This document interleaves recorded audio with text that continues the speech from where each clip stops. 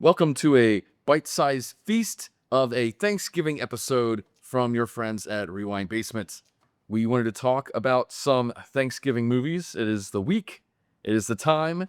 The turkey's in the oven. I didn't defrost it early enough. So we got some time to chat. We got some time to chill.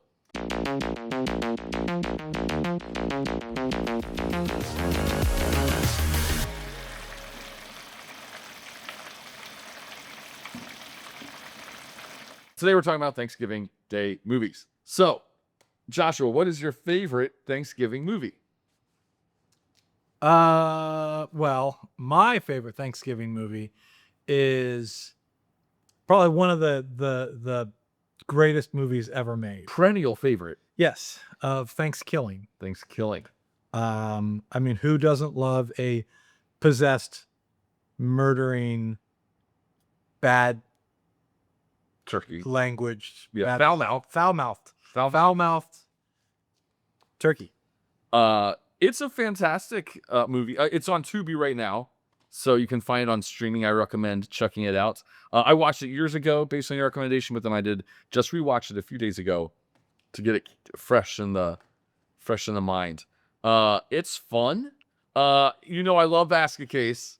I think we need a new counter for how many times I've mentioned Basket Case, but not per episode, like per the whole run. It's just going to be an ongoing counter. Anyway, like Basket Case, it is endearing in its amateur quality. These are not professional actors. These are not experienced crew, or Hollywood experienced crew. Let me say that. Yes. But there's love and passion. It looks like it was a ton of fun to make.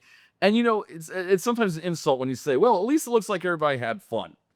It does look like everybody had fun. It looks like I'm wondering how much of a script there was versus where they would show up and be like, it would be really funny today. Right. Let's do this. Particularly with the sheriff. We and his wife. His wife. I wonder how many times they're like, okay, this is what we kind of wrote, but what if we did this instead? Yeah, it just himself. Because. And they didn't let shortcomings like the complexity of the puppet or plot continuity get in their way. No. Nobody kind of said, "Oh, hold on, we can't do that." They said, "We'll figure it out." It doesn't matter, and I really think they were trying to put as many moments in there, kind of, trauma inspired, right? To just make the audience go, "What the hell?" Subverting audience expectations. Yeah. Some people might prefer this movie over Last Jedi. Who knows? I prefer it over Greasy Strangler, that's for sure. For shame. So Greasy Strangler is definitely up higher on the list for me. I love how there's no question that the turkey is dressed up as like the sheriff, and nobody questions it. Right. Like, well, he's wearing a costume. He's wearing the sheriff hat and mustache and stuff, and nobody is like, wait, that doesn't look quite right. Yeah. So the thing that mystifies me about this movie is how did it get on Tubi? Like it really, I mean, it's enjoyable. Yeah. But to me, it's definitely in the realm of my buddy and I made this, check it out. And I'm glad that it has broken free from the confines of just a small circle of people that made it. Now, you wonder how it got on Tubi. When I first saw it, it was either Amazon or Netflix. So how it might have been Netflix the first time I saw it. I don't remember. It's been a while, and I've subjected as many people to it as I can, and I've had to change it up where it is. But like it hit major streaming services. Because it's not a crowd pleaser like other movies. It's fun and it's accessible. I mean, but there's also a huge portion of the cinematic audience that'd be like, what garbage is this? And to their fault for not indulging in it, there is a level of person that would be turned off, particularly by the opening segment, which I love. I thought the opening segment was fantastic. So is there a line between a movie that's bad, but they tried real hard, that's good, versus they tried real hard and it's terrible, like a Neil Breen. So what's the difference between enjoying a movie that's bad versus it being a Neil Breen style production? Right. I think that the what I look at is, even though you said it could be kind of an insult, is did they have fun and are they aware of what they're doing? Right. One of my other favorites is I Was a Teenage Wereskunk, Yes, I do enjoy that one. and which is We Amazon, talked about on a prior episode. which we have, where they knew what they were doing was Right. like total satire to the WTF degree, Right. right? Just let's throw stuff in there, see if it works, just because, Right. right? And Trauma. I was just watching Trauma does that too. all the time. And so I think it's the level of awareness of what they're doing and an acceptance that we're doing this just to be crazy silly, Right. and have fun, versus we're doing this and we're trying to make something serious, right? We're trying to make a good movie, and you Neil Breen it to death. That, to me, that's what makes the difference. Now I'll still sit and watch a Neil Breen movie, But ironically, yes.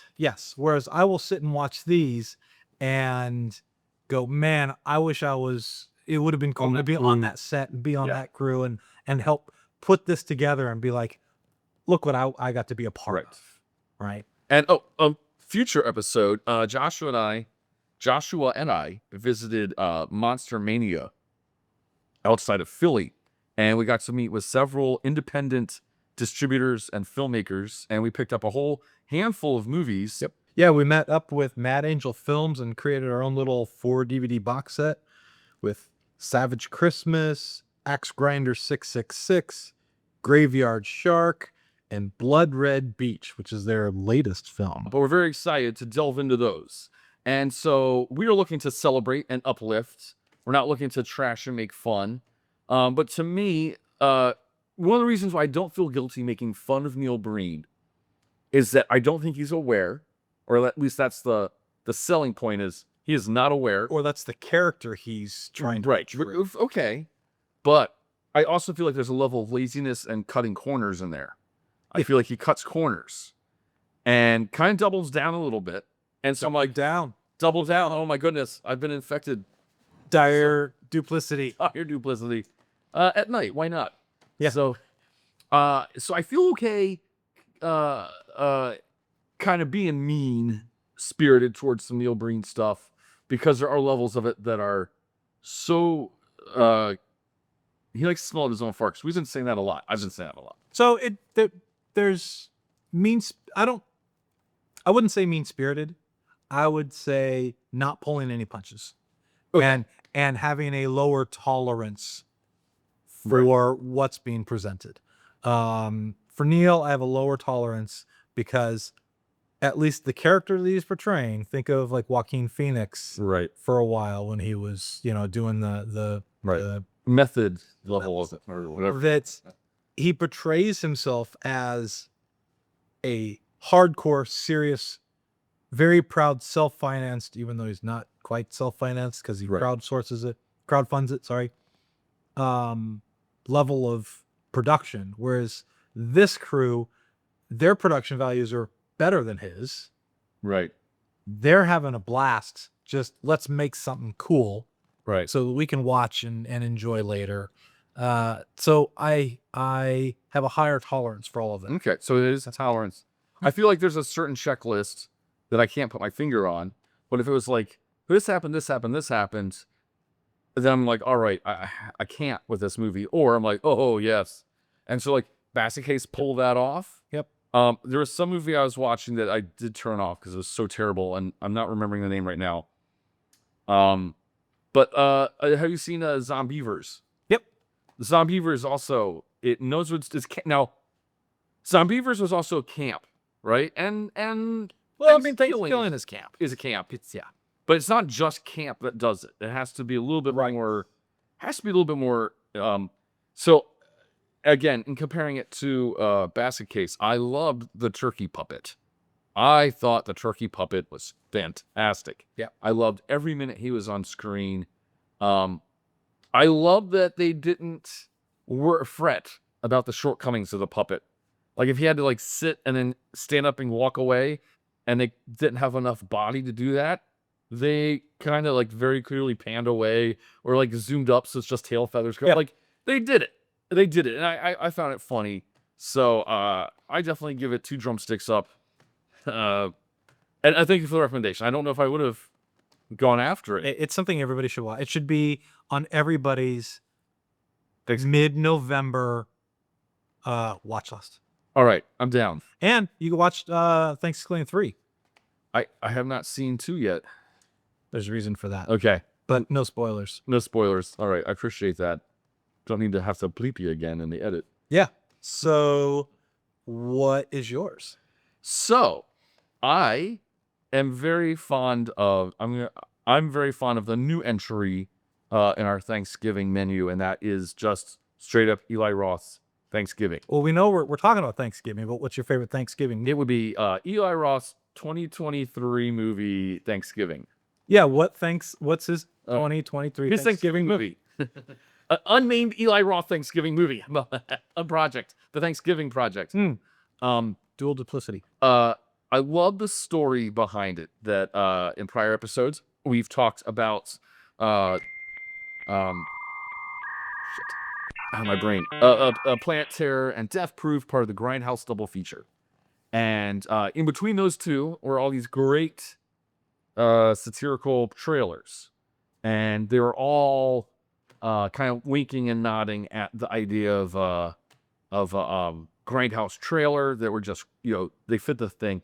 And then famously Machete, which was the greatest trailer from that lineup, Machete got turned into a feature-length movie, and it was also incredible. It was more Grindhousey than the Grindhouse movies, because they really laid on all the schlock and the schlop and the missing frames and the ridiculousness. And so Eli Roth's like, okay, if you can make a full feature-length movie successfully from a haha trailer joke, let's see. I'm sure people started asking him as well, where's Thanksgiving? Give us Thanksgiving. If you vaguely remember that song with the trampoline, there's a cheerleader doing splits on the trampoline, and then the knife comes up through the trampoline. And there's also a big turkey mascot, and people are getting slashed and killed in Thanksgiving style murders, like getting stuffed, getting baked. What was your favorite kill? Okay, at the oven, because right there, I might be confusing this a little bit, but they're tied up like the turkey, right? Like their body is contorted a little bit. Yeah. And that to me was like, it's ridiculous, but they pulled it off because it could have been really bad, right? I think there's some rubber used to make the body look. I'm a little vague on that, but that's what stands out to me the most. Was you're a Thanksgiving movie, you're going for the title Thanksgiving, you've got a pilgrim as the killer, you gotta lean into the stuffed turkey going into the oven and being on display on the table. You gotta lean into that, and they did. They didn't disappoint. My favorite was the first one. Okay. The first murder, not the first death, right? Because it's the most, out of all of them, the most unrealistic. Right. Yeah. Where she just gets cut in half from the dumpster, Right. which wouldn't happen. Right. Because first she was in the freezer, and then she was in the freezer and all that. Right. Yeah. But she's climbing into the dumpster, and it hits her, and the top of the dumpster comes down and cuts her in half. That would never, ever happen. But you're setting the stage. He's like, But I saw that, I was like, whoa, that's awesome. Right. And then when you see the body on the store sign, Yes. or the legs, the Yeah. waist and the legs on the store sign, that was my favorite. I did like the trampoline, not because of like doing the splits and then when she lays down and all the stabs, but because the knife comes up and it gets the Achilles heels. Right. That's that hurts. So it's not just a silly guts fest. There is suspense and tension and horror, right? And some twists and turns that you don't. Right. He played this one kind of like one of the Giallo movies where every guy you're like, oh, he's the one that did it. Right. And we've said in prior episodes, Eli Roth loves his giallo. And so this one you didn't know he played it so that it could have been one of multiple Right. people. And they give you little hints. Yeah. And I didn't feel there were any cheap punches, though. Like, whatever red herrings there were not like, oh, come on. At no point in this movie was I mad. And at no point in this movie did I roll my eyes. And I typically, my personal limit is 3. I will roll my eyes, but the 3rd time, I'm now done. And any movie where I've rolled my eyes 3 times, I'm like, I can't. I can allow, okay, there's one roll eye. I roll. Not once did I roll my eyes. I'm going to get my letters together one day. Not once did I roll my eyes during Thanksgiving. And I kept thinking, all right, I'm expecting a machete level, silly slasher. And it was definitely fun. Like it starts off that way. Yeah. It starts off crazy over the top, but as the movie progresses, it gets more serious and more realistic. And you're on a good journey. Yeah. And that's one of the reasons why I really like Thanksgiving, because a lot of homage slashers have come out. A lot of, hey, would it be fun to do this in the style of an older movie? There's hundreds of those. They're a dime a dozen. And this one, on top of that, is a gimmick that it was based on a trailer for an homage movie. And so I think the expectations were low. Like, hey, you did it. You finally made a feature like Thanksgiving. Let's watch it. But he didn't phone it in. He didn't. But I also felt that there was like a little bit of a nod to V for Vendetta. Yes. Because the mask. He's well, not just the mask, but he's cooking, wearing the mask and gloves. Yeah. Like I'm watching that going, that's straight from V. Yeah. Yeah. It's the parallels, I think, are obvious or intended. But I was pleasantly surprised. I was ready to say kind of fun, kind of forgettable, never watch it again.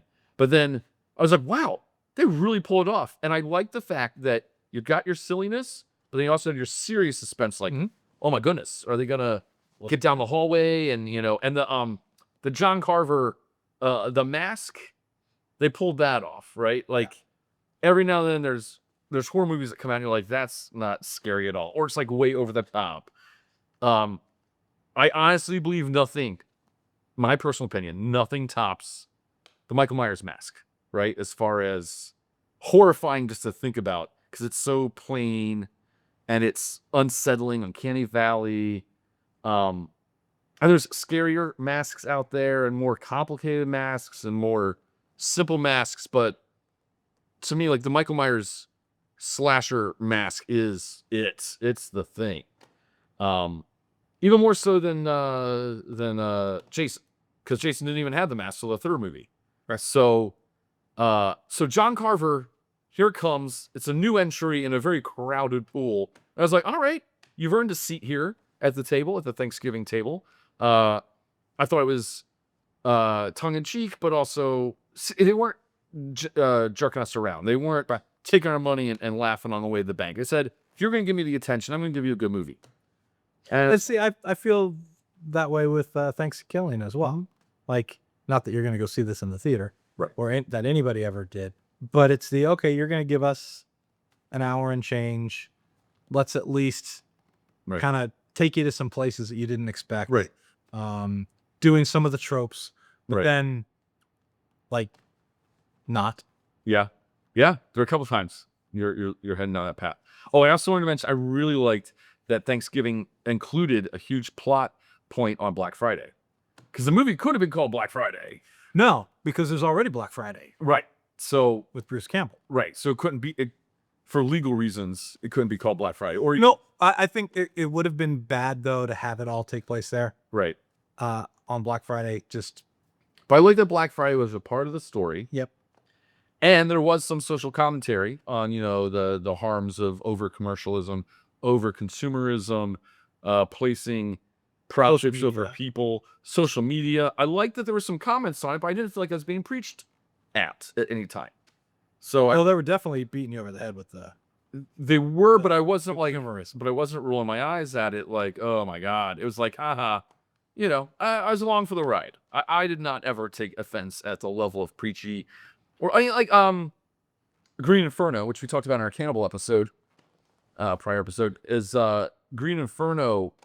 I thought had some social commentary to make, but it didn't It wasn't the message. Like, you're not he wasn't making it just to put that message out there. He's like, I have the platform, I'm gonna use it, but I'm gonna use it responsibly. So, but if you've not yet watched Thanksgiving, it is fantastic, and it's out there. Uh, not quite for the kids, but I think young teenagers would like it. But yeah, it's a slasher movie, so Yeah. it's not for kids. It's not for the wee little ones, but I think a 13, 14-year-old would be fine for the most part. Yeah, Your mileage may vary. You know your kids better than we do. I would hope so. Yeah. So, well, that leaves the elephant in the room. Not horror, not slasher, but you can't have the Thanksgiving holiday without Right. mentioning Planes, Trains, and Automobiles. Correct. Which is really the best Yeah. Thanksgiving, feel good, just great movie. Yeah. Yeah. Like, just in general. I like the fact that it is a Thanksgiving movie, but it wasn't It's like Die Hard. right. Thanksgiving Is played a little part in it, but Right. it's a movie that took place during Thanksgiving. right. Like Die Hard takes place during Could be Christmas. It could have Right. been summer So break. I like that it's not, you Right. know, One joke about how people don't always associate with Thanksgiving is there's a picture going on the internet, pretty easy to find, where I think it's Walmart, has their $10 DVDs or $5 DVDs, and there's marketing. I've held it in my hands, where it's Planes, Trains, and Automobiles, but they've got like a North Pole between them, and then like they're wearing scarves and Santa hats, and there's snow falling. And it's like some marketing guy is like, oh, this is the perennial Christmas favorite. You'll buy it as a Christmas present. And it got all the way through, and then someone's like, whoa, hold up, this is a Thanksgiving movie. But then they're like, who cares? You're going to buy it. It's $5. It's John Candy and Steve Martin. So it's out there. You can find it. It's kind of funny. I wouldn't buy it. Get the original on VHS or Laserdisc. That's the only. I'm strictly now. My New Year's resolution is to only watch physical media. If it's not physical media, it can go. he also only listens to music on 8-track. That's true. Or the same 8 songs. Well, that's why you're Terrestrial. I listen to terrestrial radio, so I'm a little limited. So I loved the fact it didn't have to be Thanksgiving, but it was, and everything is. We travel a lot. We have pursuits in our life and opportunities. We do get to travel a lot, and it's not always on our choice, right? It's not a time we wanted to fly. It's not a destination we want to go to. It's not a duration. It's not an activity. You're kind of stuck in this. Gotta be at the airport 2 hours in advance. I gotta go through security. To me, the biggest issue with work travel is you can't always check a bag. And so the things that you want that make you comfortable have to be sacrificed for the things that you need to do the job. Mm-hmm. And so I like that this movie, even though it's 30 years old now? Probably. It's not 40. Is it almost 40? We'll put it's this number of years old. It's still relevant because we all get frustrated. It is when somebody else is in control of our destiny or in control of our circumstances. Well, it's super relevant because a handful of weeks ago, Carrie and I went on some travel, trying to get back to DC. Flight was canceled, so we switched to another flight at a different airport. That got canceled. Switched to another flight at a different airport with a different airline. That got canceled. So we were down in Florida. So I went and rented a car. Had to wait. And the whole car rental thing, fiasco. And then just drove back to DC. 13 hours? 14 and a half. Oof. So it's incredibly relevant. And I like that the movie highlights all of that anybody who travels on any kind of regular basis will understand. But Thanksgiving is only there to add that emotional punch, mainly at the end. At the end. And I do want to talk about that. There's a YouTube video. There's a super fan that has done everything he can in his power to locate missing footage, look at the original scripts. There's whole storylines that were cut out. It was like a 2.5-hour long movie. And they said, no, this is a fun holiday movie, slash this, slash that. There's a whole storyline with Michael McKean as the cop that pulls him over. A whole chunk. But the part that I love now knowing was at the end, when Steve Martin introduces John Candy to his wife, there's this huge emotional swell in the camera angle, the pacing, the music. And I was like, he's never met this lady. Like, at first I thought maybe there was like, oh, we sat together on the bus 20 years ago. No, it was just, here's this guy. And I'm like, oh, I don't get it. And so the story is there was a whole element of the movie that was shot, that was cut out, where every single time Neil called home and talked to his wife, he kept saying, I'm sharing a room with Del Griffin. Del Griffin's driving me crazy, blah, blah, blah, blah, blah. She had in her head the paranoia that Del Griffin was a code name for a girl that he was cheating on her with. And that was how he was covering up a lie, was by making up this impossible, obnoxious character that could not be real. So she has this whole storyline where she's like hanging up the phone and like crying or being all in her head about it. And that goes through the whole movie. And at the end, she meets the real Del Griffin, and he's got the gigantic footlocker, and he is a big presence. And she's like, oh, my husband has not been lying to me. You are a real guy. And that makes sense. There's a video of like Steve Martin he makes leather bound copies of all the scripts of all the movies he's done.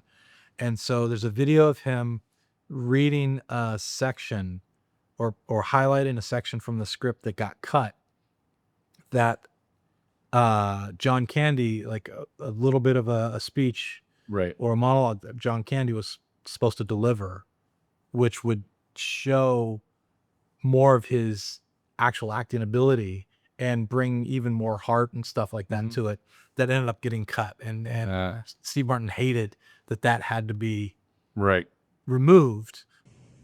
There was a line I loved. It says, I sort of attach myself to people from time to time, like with you, especially around the holidays. I can take it in March, July, October, but it gets hard. And then he said, this time I couldn't let go.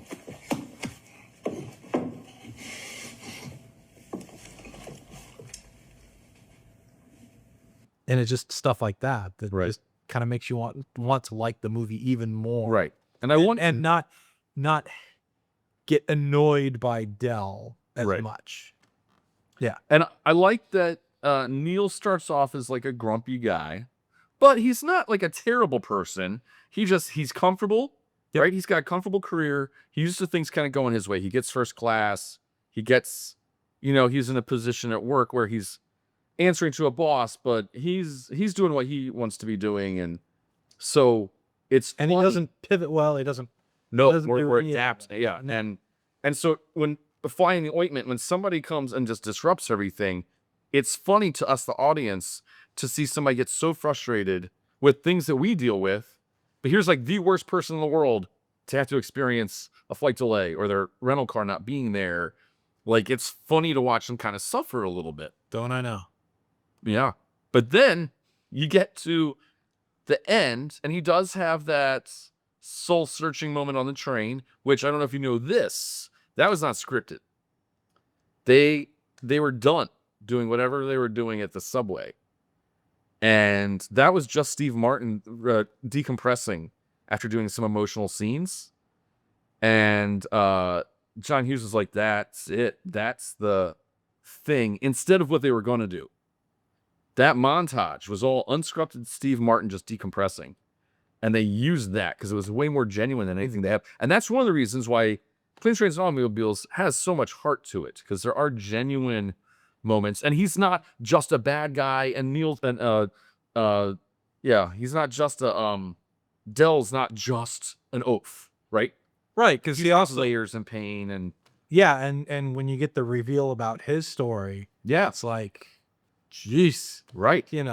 But it also, I like that Del has some of the street smarts. So when they get into some of these situations, and he's like, "Oh, let's do this," and Steve Martin's character was like, "No," and and then Del does his thing, and that was the successful bit, right? He's bringing something to the table. So it's incredible. I'm sure you've seen it. If you haven't watched it in a few years, definitely this is what a great time to be indulging in Planes, Trains, and Automobiles. And then I also want to put a little pitch out there for It's a documentary by Colin Hanks called "I Like Me," which was a line from Planes, Trains, and Automobiles. And it's the John Candy documentary. I believe it's either HBO or Netflix or Amazon. One of them. This one right here. That's where you can find it. It's fantastic. It does not delve into the behind the scenes of a lot of the individual movies. It's more about where he was in his life when he did those movies, and where he got to where he got to. And it's not heartbreaking. It's not a punch to the gut. It's a very good path, a journey. It's a good journey, but it is sad. I mean, he died too young and made a huge impact. So I do also want to recommend that. That's a good follow-up. And recommend Thanksgiving adjacent of Bruce Campbell's Black Friday. Okay. You haven't seen it yet. No, I don't see that one. It's pretty wild. Okay. It's fun. It all is Black Friday, all in one time frame, in one location. Okay. And it's making commentary on consumerism, or is it just we needed the arena of people at their worst? Yeah. Okay. Yep. All right. Lightning rounds. This is a throwback. Oh. Yeah, on the spot. What's the best Black Friday deal you've ever got? I don't do Black Friday deals. At all, ever in your life? No. I avoid malls and stores and stuff as much as possible on Fridays, on that Friday. And then the Cyber Monday, Black Friday deal stuff, the stuff that I'm always looking for doesn't get put on stuff. So I don't have any. Really? Yeah. Because I don't really dive into that too much. Nope. See, I knew the lightning round never works out with Joshua. No, because it's like with eBay. Like I don't use eBay. I love eBay. I just want something awesome on eBay. We'll be sharing that in a future episode. I think since its inception, I've probably bought 4 things off of eBay. There's tons of bike stuff. Go buy Since bike it stuff. came to be. Right. So yeah, that's how often I use eBay. So Black Friday stuff, I mean, yeah, I don't really. I love Black Friday. 20 years ago, so it's before my son was born. My birthday falls right around Thanksgiving, and they pass each other and things like that. And one year, I think my birthday was a couple days after Black Friday. And it was like a Cyber Week sale. So it was a Black Friday adjacent, but I bought a projector on Amazon, and it got delivered on Black Friday, which was my birthday. So on my birthday, I received in my hands the projector I bought, and all I wanted to do was get it going and test it out. Mm-hmm. And I'm very happy. My wife surprised me with a birthday party, and so she sent over my buddy at the time to take me out shopping, to get me out of the house. And I was like, "Are you crazy? This is not the day you go shopping. You don't just waltz into a store on Black Friday." He's like, "Well, I think you should go." I was like, "I'm literally minutes away from wiring this up and watching Empire Strikes Back on a 70-inch diameter screen."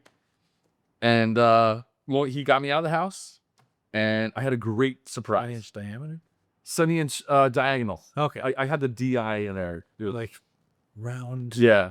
Well, corner to corner. We would just call it diagonal, Diagonal. I guess. All right. That's 70 whatever inch. And I had a fantastic time. It was a great birthday. But I did receive a Black Friday deal projector, and it still works. It's a 20-year-old projector. It has no HDMI input. Well, So no. things get you have to get a little tricky with your cable management, but it still works. I watched something on it a couple weeks ago. So that's my big Black Friday conquest. How much did you save on that? I think it was only like $300. I think it was a $700 or $600 projector. Here's the thing. It was right around the time HDMI was coming out.